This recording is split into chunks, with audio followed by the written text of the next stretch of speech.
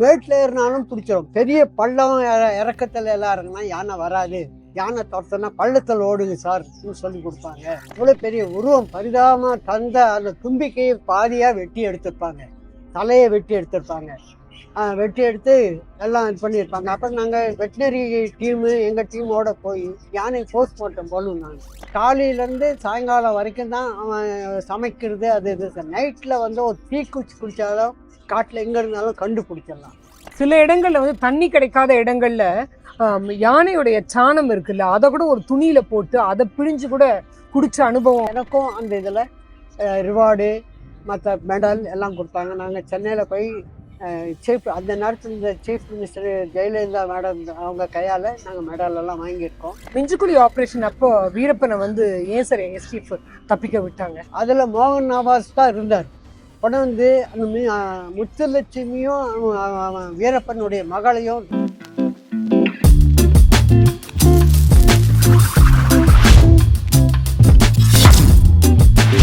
So அந்த காடை பற்றி இன்னும் விரிவாக நீங்கள் சொல்லுங்களேன் சார். அதை நான் சொல்லப்போனால் சத்தியமங்கலம் ஏரியா முழுவதும் அடர்ந்த காடுகள். யார் உள்ளே போனாலும் அவ்வளோ சீக்கிரம் காடை பற்றி நல்ல பழக்கம் போகிற வர வழி தெரிஞ்சவங்களை தவிர மற்ற யாருனாலையும் உள்ளே போயிட்டு வெளியே வர முடியாது. போலீஸ் வந்து இப்போ ஸ்பெஷல் டாஸ்க் ஃபோர்ஸ் ஃபார்ம் பண்ணோன்னா அவங்க காட்டுக்குள்ளே போயிட்டு எந்தெந்த ஏரியா எப்படி சுற்றுறதுன்னு அவங்களுக்கு தெரியாது. அவங்க கூட சேர்ந்து ஃபாரஸ்ட்டும் இருந்தால் அவங்களுக்கு நல்லா வசதியாக இருக்கும், ஏரியாலாம் தெரியணும்னு வேண்டி எங்கள் ஃபாரஸ்ட்காரங்களையும் அவங்களோடைய இன்வால்வ் பண்ண வச்சாங்க. நாங்களும் லோக்கல் பீப்புள்ஸு எங்கள் கூட கார்டு வாட்சர் ஃபாரஸ்ட்டுங்களெல்லாம் சேர்ந்துட்டு அந்த ஏரியாவுக்கு அவங்களுக்கு வழிகாட்டுறதும் இல்லாமல் இன்ஃபர்மேஷன் கேதர் பண்ணுறதுக்கும் நாங்களும் ஃபாரஸ்ட்டும் சேர்ந்து அவங்களோட சேர்ந்து ஒர்க் பண்ணோம். அந்த நேரத்தில் எங்கே போனாலும் நாங்களும் அவங்களோட ஃபாரஸ்ட்காரங்களோட காட்டுக்கு போவோம். நாங்கள் தான் முன்னால் போய் வழி காட்டுவோம். தகவலெல்லாம் கிராம மக்கள் இடத்துலேருந்து ஃபாரஸ்ட்காரங்களுக்கு நிறைய வரும். ஃபாரஸ்ட்காரங்கள்கிட்ட பயப்படாமல் எல்லா தகவலும் கிராம மக்கள் சொல்லுவாங்க. அது ஒரு ரீசன்லேயும் நாங்கள் போலீஸுக்கு எங்களால் முடிஞ்ச எல்லா உதவிகளும் வீரப்பனை தேடுறதுக்கான எல்லா உதவிகளையும் நாங்கள் செய்துட்டு இருந்தோம். என்னென்ன அனிமல் துரத்துனா எப்படி தப்பிக்கணும்னு சொல்லி கொடுக்குறேங்க. சப்போஸ் யானை துரத்துச்சுன்னா லெவலில் ஒன்றா நம்மளை அது 40 கிலோமீட்டர் ஸ்பீடில் ஓடி வரும். நம்மள 2-8 பிடிச்சிடணும்வாங்க. மேட்டில் ஏறினாலும் பிடிச்சிடும். பெரிய பள்ளம் இறக்கத்தில் எல்லாம் இருக்குன்னா யானை வராது, யானை துரத்துனா பள்ளத்தில் ஓடுங்க சார் சொல்லி கொடுப்பாங்க. அப்போ யானை வராது. அதே மாதிரி நேராக ஓடாதீங்க, வளைஞ்சு ஓடுங்க. இல்லைன்னா தைரியசாலி இருந்தால் நம்ம போட்டிருந்த ஷர்ட்டோ நம்ம கேட்டுருக்க துண்டோ சுருட்டி நம்ம மேலே தொடைச்சிட்டு அதுக்கு மூஞ்சிக்கு வர மாதிரி வீசிட்டா அது நம்மளை விட்டுட்டு அந்த துணியை பிடிச்சிக்கும் சார், கிட்ட வராதுன்னு சொல்லுவாங்க. உள்ள காட்டுலயே அந்த காலத்துல இருந்தவங்க எல்லாம் காட்டுக்கு துரோகமே பண்ணாதவங்க மக்கள் தான். அதாவது காட்டுலைங்க இல்லை நிறைய பேர் மனுஷங்க மாதிரி மிருகம் கிடையாது. மனுஷன் மிருகம் மாதிரியே இருக்கிற மனுஷன் குள்ளமாக லில்லி புட்டுன்னுவாங்களே, அந்த மாதிரி மனுஷங்க இருக்காங்க. நான் பார்த்துருக்கேன்னு ஒரு காடெல்லாம் சொல்லியிருக்காரு. நான் பார்த்ததில்லை. அந்த மாதிரி மனுஷங்க இருக்காங்க. நான் ஒரு தடவை பார்த்தேன்னு ஒருத்தர் ரொம்ப ஸ்ட்ராங்காக சொன்னார். ஆனால் நான் நேரில் பார்த்ததில்லை. யூட்ரைப்ஸும் 1-2 பேர் சொல்லியிருக்காங்க, இது மாதிரி இருக்காங்க சார், குகையில் இருக்காங்க. ஆனால் அவங்க மனுஷங்க தான். ஆனால் காட்டில் இருக்க கிழங்கு செடி கிடி காட்டில் நிறைய கிழங்குகள்லாம் இருக்கும், அதெல்லாம் தோண்டி சாப்பிட்டுட்டு இருக்காங்கன்னு சொல்லியிருக்காங்க.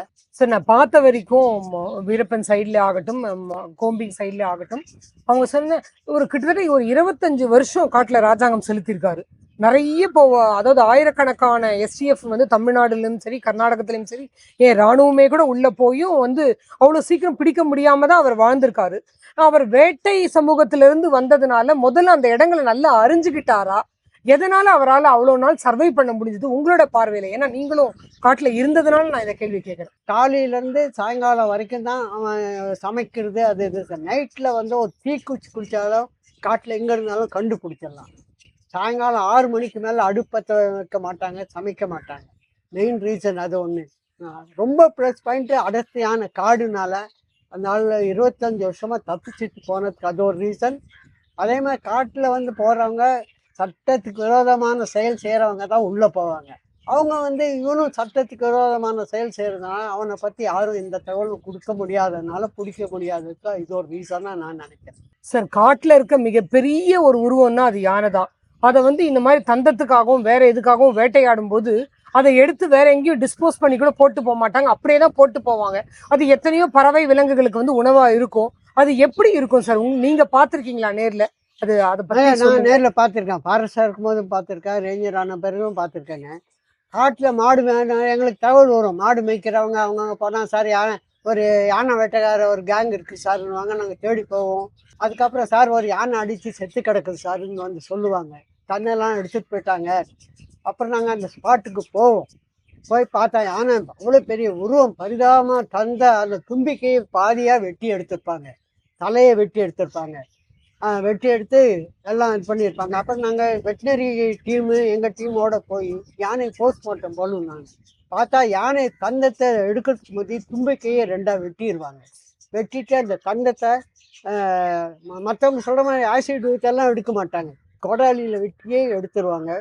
நாங்கள் போய் அந்த பாடியை ஓப்பன் பண்ணி இந்த சாம்பிள்ஸ் குடல் போஸ்ட்மார்ட்டம் எல்லாம் பண்ணி டாக்டர் பண்ணி அது வந்து இதுக்கு லேபுக்கு அனுப்பிச்சி விடுவோம். டாக்டர் எல்லாம் போஸ்ட்மார்ட்டம் பண்ணுவாங்க. கூட இருக்க ஸ்டாஃப் எல்லாம் அந்த குடல் ஓப்பன் பண்ணுறது எல்லாமே.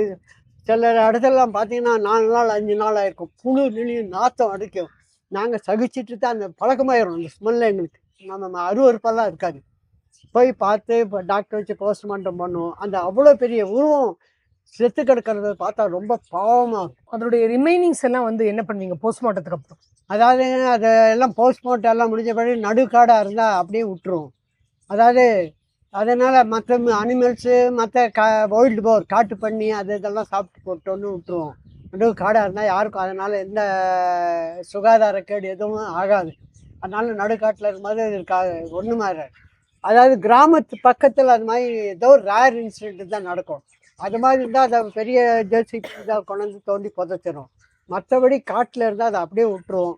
அது நாங்கள் போய் அதை ஒரு கடவுள் மாதிரி நினைக்கிறதுனால ஒரு கற்பூரம் பற்ற வச்சு கும்பிட்டுட்டு அப்படியே நடுக்காட்டில் மற்ற அஞ்சலி செலுத்திட்டு மற்ற அனிமல்ஸ் சாப்பிட்டு போட்டுன்னு விட்டுட்டு வந்துடும். உணவாக போயிடும், அப்படியே புழுவாக போயிடும். பெரிய பெரிய புழுவாகவும் அதை காட்டு பண்ணி, அதாவது வைல்டு போர் இருந்தாங்க அதெல்லாம் மேக்ஸிமம் காட்டு பண்ணி தான் அதை சாப்பிடும். சில இடங்கள்ல வந்து தண்ணி கிடைக்காத இடங்கள்ல யானையுடைய சாணம் இருக்குல்ல, அதை கூட ஒரு துணியில போட்டு அதை பிழிஞ்சு கூட குடிச்ச அனுபவம் தண்ணி கிடைக்காத இடத்துல அப்படின்வாங்க. அது உண்மையா? நானே போகும்போது சில நாளெல்லாம் தண்ணி இருக்காதுங்க. ஒரு நாள் ஒரு குட்டையில் பச்சை கலர் தண்ணி குட்டை, அது அருவறுப்பான தண்ணி குடிச்சா நான் என்ன தெரியுமா செய்வேன், கர்ச்சிப்பாக அந்த தண்ணிக்கு மேலே போட்டு முட்டி போட்டு அப்படியே தண்ணி உரிவேன். எனக்கு கெடுதல் எதுவும் ஆனதில்லை. புழுவெல்லாம் நெளியும், தண்ணி குடிச்சாகும். அதாவது அனிமல் மாதிரி முட்டி போட்டு நான் வச்சிருக்க கர்ச்சிப்பா அது மேலே போட்டு அப்படியே உறிஞ்சிருவேன். நானே குடிச்சிருக்கேன். வீரப்பனையும் தாண்டி நிறைய இல்லீகல் குரூப்ஸ், நிறைய கடத்தல்லாம் அப்போ நடந்துகிட்டு இருந்தது. ஸோ உங்களுடைய வேலை வந்து உங்களுக்கு எப்படி டிசைன் பண்ணப்பட்டது?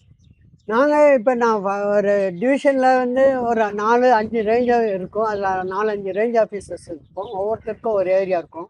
ஃபாரஸ்ட்டில் எங்களுக்கு இந்த டியூட்டி ஹவர்ஸ் எல்லாம் கிடையாது. காலையிலேருந்து 8 ஹவர்ஸ் டியூட்டி, 12 ஹவர்ஸ் டியூட்டி எல்லாம் கிடையாது. எப்போ தகவல் வந்தாலும் போகணும். எலிஃபென்ட் போச்சர்ஸ் இருக்காங்க, வேட்டை கும்பல் இருக்குது, மரம் வெட்டுறவங்க வராங்கன்னா நாங்கள் போகணும். அந்த மாதிரி போவோம். அப்புறம் எஸ்டேட் ஃபார்ம் பண்ணதுனால அவங்க கூட போகும்போது இந்த மாதிரி வேட்டை ஆடுறது, மரம் வெட்டுறது இதெல்லாம் கொஞ்சம் பயந்து உள்ளே வராமல் இருந்தாங்க. அப்போ வந்து நாங்கள் வீரப்பனை தேடுறதுக்கு எஸ்டேப்போட போனோம். ஒரு 1 வீக்கெல்லாம் காட்டுள்ளவே இருப்போம் அவங்க கூடவே. அப்போ நாங்கள் போகிற ட்ரை ஃபுட் ஏதாவது வச்சுட்டு தான் சாப்பிட்டுட்டு காட்டில் இருக்க தண்ணியை குடிச்சிட்டு போலீஸோடு நாங்களும் இருப்போம். எல்லாமே கோமிங் போவோம். எங்கள் ஆஃபீஸ் டியூட்டி, மீட்டிங் இருக்கும். எங்கள் ஃபாரஸ்ட் சம்மந்தப்பட்ட டியூட்டி அதை பார்ப்போம். அதுக்கப்புறம் எஸ்டிஃபோட சுற்றுவோம், கோமிங் போவோம். இதுதான் எங்களுக்கு யூஸ்வல் டியூட்டி. வீரப்பன் ஆரம்பிச்ச சமயம், அதாவது வெளி உலகத்துக்கு தெரிஞ்ச சமயம் அப்படின்னா சிதம்பரம் ரேஞ்சர் கொலை அப்பதான். ஸோ அப்பவும் நீங்க இருந்திருக்கீங்க. அதே மாதிரி குக்குன் ஆப்ரேஷன், ஃபைனல் ஆப்ரேஷன் 2004 அக்டோபர் 18 அந்த அப்பயும் நீங்க இருந்திருக்கீங்க.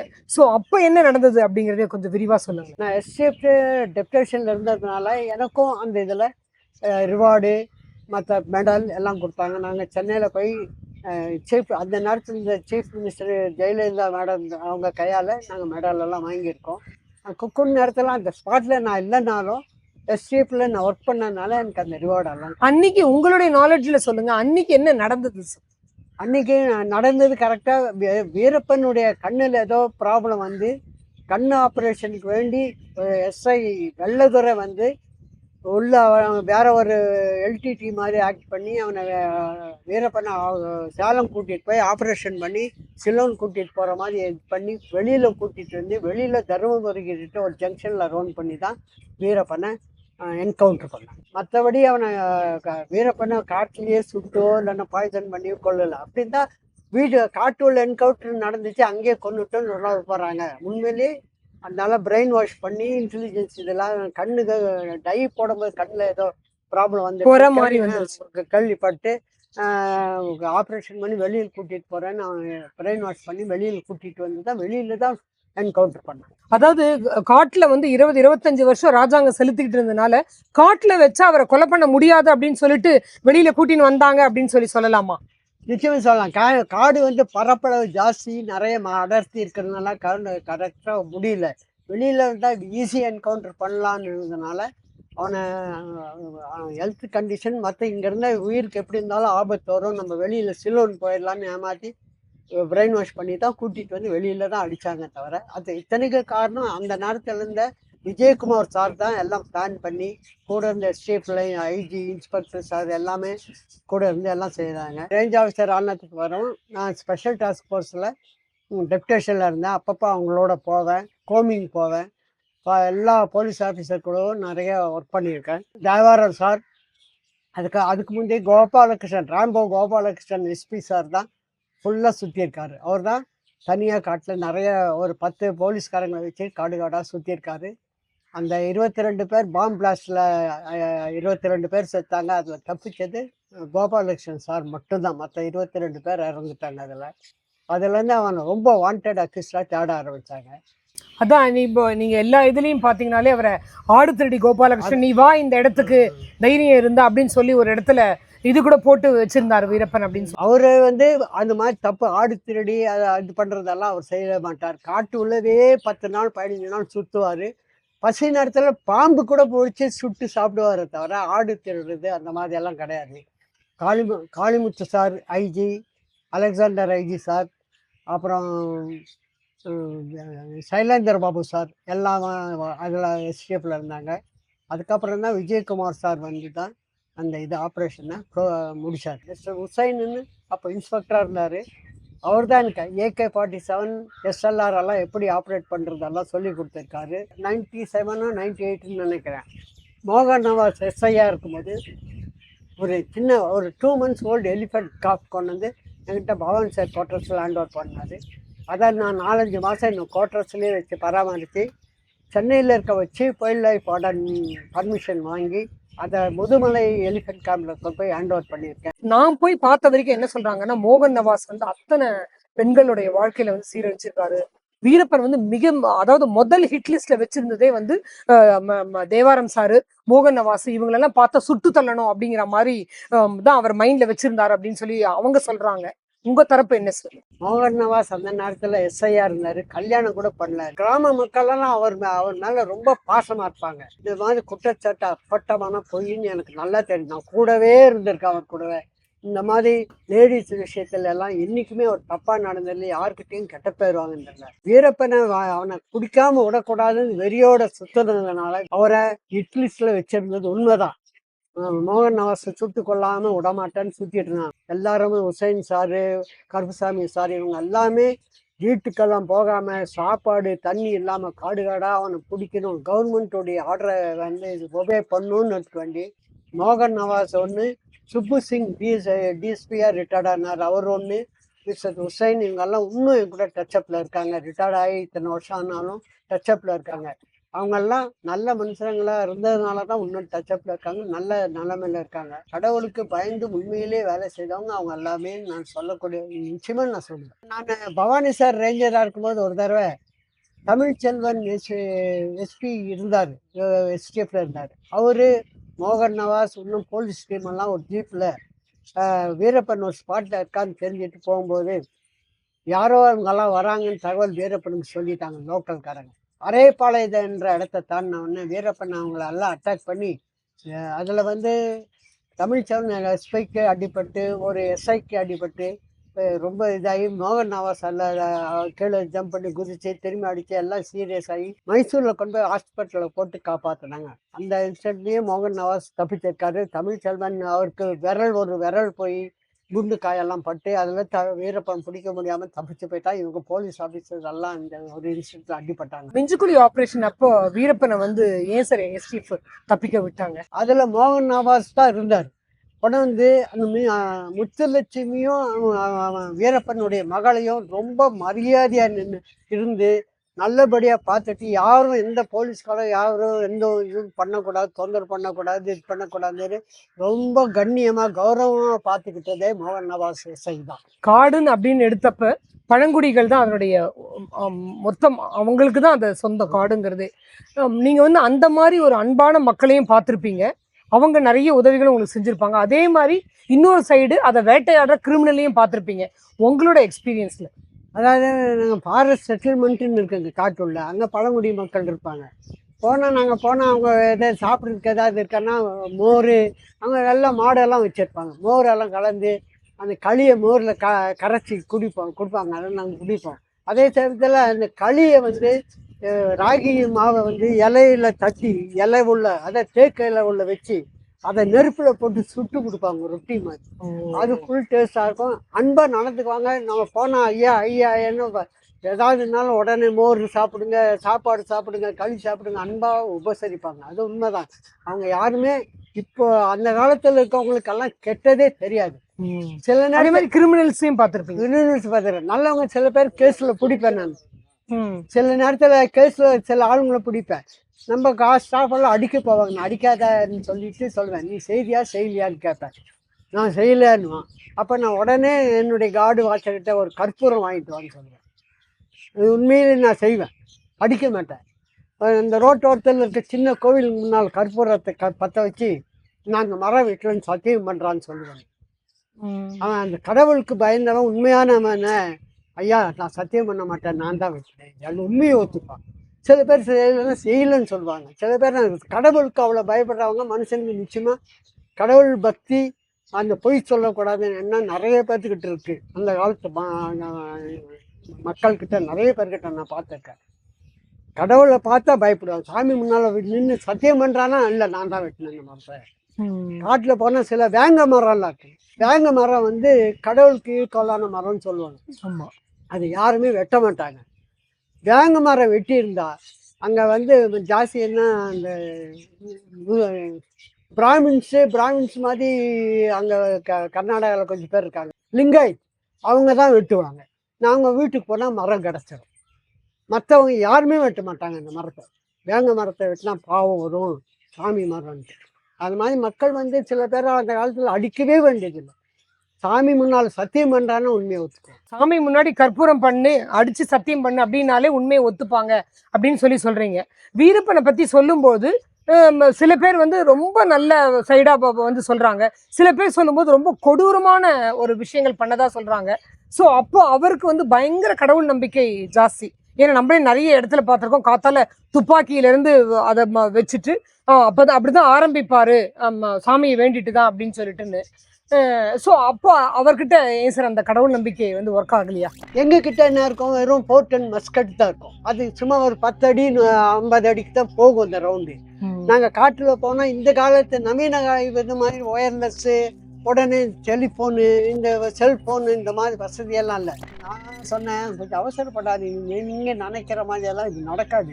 இதான் நம்ம தான் அடிச்சுட்டோன்னா கூட்டத்தில் நுழைஞ்சிடுச்சுன்னா நிறைய இதாகும் அப்படின்னு சொல்லி நாங்கள் அது ரொம்ப க்ளோஸரில் போய் அவரை லோடெல்லாம் பண்ணி கொடுத்தது கலைவண்ணன் டாக்டருக்கு அந்த ட்ராங்க்லைஸ் துப்பாக்கி லோட் பண்ணி கொடுத்தாரு. அப்புறம் நான் க்ளோஸில் போய் நாங்கள் 2 பேர் முட்டி போட்டு உட்காந்து அது பின்னன் தொடையில் அடித்தோம். கரெக்டாக எய்ம் பண்ணி நான் தான் அடித்தேன். கிராம மக்களை புலிகிட்ட ஃபாரஸ்ட் ஓரத்தில் குடியிருக்கவங்க புலிகிட்ட இருந்து காப்பாற்றுறன்ற நோக்கத்தில் தான் ஊருக்குள்ள வர புலியை மட்டும்தான் ஷூட் பண்ணார். அவர் புலி வேட்டையில் எக்ஸ்பர்ட்டுங்கிறது இல்லை, மக்களை காப்பாற்றுறது. ஏன்னா வீரப்பனை எவ்வளோ தப்புன்னு சொல்கிறோமோ அந்த அளவுக்கு அவர் வேட்டையாடின பொருளை வாங்கி அதை அழகு பண்ணி அதை வந்து வெளிநாடுகளுக்கு போய் அதை வாங்கினவங்களும் தப்பு தானே. அதை பற்றி நம்ம ஒரு இது பேச மாட்டேங்கிறோம். அதுக்கு காரணமே பெரிய பெரிய பணக்காரங்க பெரிய பங்களாவில் அந்த யானை கொம்பு வைக்கணும், ஷோ பண்ணணும். அவங்களுக்கும் இந்த மாதிரி ஒரு புலி தலையை மாட்டி வைக்கிறது, யானை தந்தத்தை வீட்டில் வந்து ஒரு கம்பீரத்துக்காக வைக்கிறது, ஒரு அழகுக்காக அப்படின்லாம் பண்ணுறவங்களுக்கும் என்ன சார் வித்தியாசம்? இந்த ஆளுக்கு படிப்பறிவு இல்லாமல் இருந்தாலும் நல்ல அறிவாளி. இத்தனை 2-3 கவர்மெண்ட்டுக்கு ஆட்டம் காட்டினான், எத்தனை செலவு பண்ண வச்சிருக்காங்க. இந்த பிரெயினை நல்ல வழிக்கு யூஸ் பண்ணியிருந்தா அவனை மாதிரி ஒரு பெஸ்ட் ஃபாரஸ்ட் ஆஃபீஸர் இருந்திருக்கவே முடியாது.